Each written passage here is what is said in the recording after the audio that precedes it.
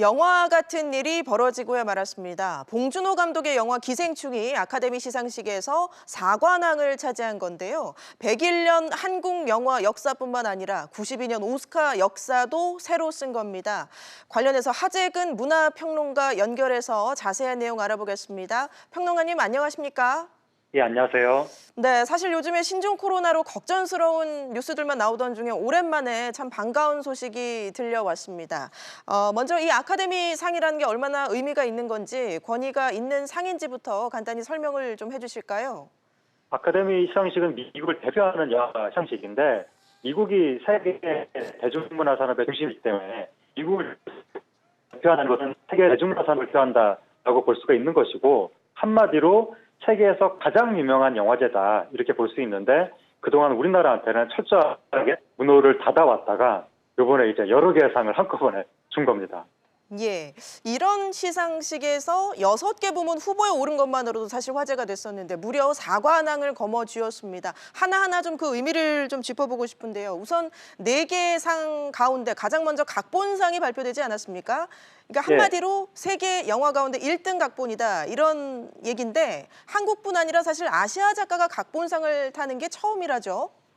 예, 그동안 이제 미국 입장에서 봤을 때 외국어 각본이 몇 번 했었는데 다 유럽고 아시아권한테 각본을 준 적은 상을 준 적은 없었거든요. 예. 그러니까 매우 이례적인 사건인데 이번에 각본상이 처음 발표가 돼가지고 한국 영화가 아카데미상을 사상 최초로 받았는데 그 상이 각본상이 된 거예요. 이거는 너무나 놀라운 건데 그러니까 우리나라가 언젠가 만약에 아카데미상을 받는다면 외국어 영화상을 받겠지 그렇게 생각을 했었는데 각본상을 받을 줄은 예. 각본은 이거는 우리나라 영화는 한국어로 쓰여진 대본이기 때문에 상상을 못했는데 아카데미상에서 각본상을 받을 줄은 그럴 정도로 엄청나게 인정을 받아서 정말 사상 초유의 상상하지도 못했던 사건이 벌어졌다라고 볼 수가 있고 그다음에 이제 국제장편 영화상 같은 경우에는 그게 외국어 영화상이라서 이게 뭐 이제 1순위로 받을 가능성이 있다라고 거론됐던 부분이었고 그다음에 감독상이랑 작품상은 사실 둘 중에 하나 정도 혹시 가능할 수도 있겠다. 그렇게 이야기는 나왔지만 둘 다 받을 거라고는 정말 상상을 못했고 대한민국의 영화인 그 누구도 대한민국 건국 이래 아무도 우리나라 영화가 미국 아카데미에서 작품상, 감독상 받을 거라고는 상상도 못했을 겁니다. 그 일이 현실에서 벌어진 것이어서 이건 정말 믿기지가 않을 지경이고 그리고 아카데미 영화상 이 부문 중에서도 빅5라고 하는 부문이 있는데 그 빅5가 작품, 감독, 각본, 그리고 주연상 2개거든요. 그러니까 빅5 5개 중에서 3개를 휩쓴 것이니까 정말 어마어마한 사건이 벌어진 겁니다. 아, 알겠습니다. 한국어를 좀 번역을 한다고 해도 뭐 우리 특유의 문화나 뉘앙스라는 게 있기 때문에 이걸 전달하는 게 한계가 있지 않을까 싶은데 영어권 국가에서 이 각본상을 특히 탔다는 게 의미가 크지 않나 이런 생각이 듭니다. 그렇죠. 각본상은 미국에서 외국어 영어의 각본상 자체를 거의 안 주고 어쩌다 준다고 해도 같은 유럽어권한테만 주는 상인데 이게 제3세계 국가한테 줬다는 게 너무나 놀랍고 그러니까 미국 입장에서 봤을 때 제3세계 그런데 또 그 제3세계 중에서도 중국이나 일본 같은 경우에는 어느 정도 미국이 인정하는 부분이 있거든요. 근데 전혀 서양 미국 영화계에서 인정받은 적이 없었던 한국 영화가 바로 그 사상 최초 아시아 각본상의 주인공이 됐다는 것이 이거는 정말 세계 영화사를 새로 쓴 사건이고 이게 아카데미 영화사 또는 영화의 역사 이런 교과서에 기록이 돼서 두고두고 학습될 사건입니다. 예, 알겠습니다. 사실 오전에 각본상 수상했다는 소식이 가장 먼저 들려왔을 때 주변에서 참 기뻐하면서도 작품상, 뒤이어 발표될 작품상은 좀 받기 힘들지 않을까 이런 반응들이 있었거든요. 근데 작품상, 이 아카데미의 대상이라고 보면 되는 거죠? 그렇죠. 작품상이 대상이라고 볼 수가 있고 요번에 이 기생충이 아카데미 작품상 후보에 올랐는데 미국이랑 상관없는 영화가 아카데미 작품상 후보에 오른 것 자체가 최초였거든요. 그러니까 기존에 와우장룡 같은 영화, 중국어 영화도 작품상 후보에 오른 적이 있지만 미국 자본이 투입된 영화이기 때문에 미국이랑 아무 상관도 없는 제3세계 영화가 작품상 후보에 오른 것만으로도 이미 역사를 새로 썼고 외신들이 깜짝 놀랐었는데 후보에 오른 걸 뛰어넘어서 작품 상을 받았으니까 예. 이거는 정말 엄청난 사건이 벌어졌고 그러니까 예. 지금 외신들이 아카데미 역사의 새로운 분수령이다. 놀라운 일이 벌어졌다. 이런 식으로 다 지금 기사를 쓰고 있는 거죠. 예, 작품상에 같이 올랐던 후보들도 참 쟁쟁하지 않았습니까? 뭐 조커도 있고요. 1917도 있고. 예, 어떻습니까?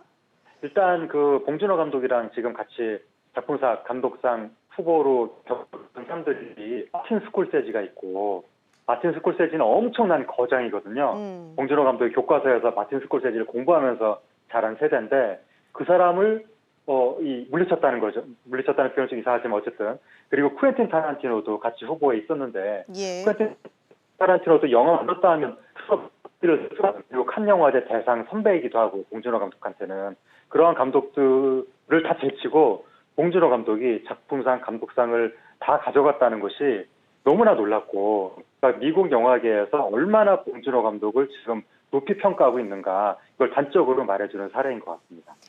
예, 감독상도 탄 이 봉준호 감독 오늘 아카데미 무대에 3번이나 올라서 오스카의 주인공이 됐습니다. 봉준호 감독의 소감도 화제가 되고 있죠. 네, 봉준호 감독이 뭐 여러 번 올라가지고 예. 여러 가지의 소감을 얘기했는데 일단 그 마틴 스콜세지를 자기가 공부하면서 자랐다라고 언급을 해서 현장에서 많은 박수를 받았고 그러니까 마틴 스콜세지를 공부하면서 자란 영화광이 마틴 스콜세지를 제치고 감독상을 받았다는 것에 대해서 굉장히 지금 많은 사람들이 감동하고 있는 하나의 인간적 스토리가 된 것 같고 그리고 현장에서 봉준호 감독이 내가 텍사스 전기톱으로 이 상을 잘라서 다 나눠서 같이 갖고 싶다. 그렇게 얘기를 했었는데 예. 텍사스 전기톱이 유명한 미국 영화 제목에 나오는 키워드거든요. 아, 예. 그래서 이 소감을 얘기하면서 다시 한번 자기가 얼마나 영화광인지 그것을 알려줬고 그다음에 마지막에 그 뭐 아침까지 밤새 술을 마실 준비가 돼 있다라고 농담을 해서 현장에서 굉장히 또 많은 웃음을 불러일으키면서 역시 봉준호 감독이 유머 감각이 있구나 이걸 다시 한번 보여줬습니다. 예, 이 아카데미 시상식에서 4개의 상을 탄 것이 너무나 대단한 일이지만 아쉽게 수상하지 못한 부분도 잠시 좀 살펴보겠습니다. 미술상과 편집상이죠. 예, 미술상은 상당히 기대가 됐었는데 왜냐하면 이 기생충이 마치 우화와 같은 영화인데 상류층, 그러니까 부자 집하고 가난한 집을 굉장히 극명하게 시각적으로 대비를 시킨 것이거든요. 예. 그리고 거기에 나온 세트들이 어디 실제로 나는 집을 빌린 게 아니라 다 지은 거거든요. 이 영화를 위해서. 그래서 미술적인 시각적인 부분들이 굉장히 잘 구현이 돼서 칸 영화제 당시부터 찬사를 많이 받았었고 또 미술 감독 조합으로부터 상도 받고 그랬기 때문에 이번에 상당히 유력하다고 생각을 했는데 아쉽게도 이제 그 부분은 놓쳤고 편집상도 미국의 편집자 협회로부터 상을 받았기 때문에 미술상, 편집상 둘 중에 하나는 가능할 수도 있다라고 했었는데 그 부분은 좀 아쉽게 됐습니다.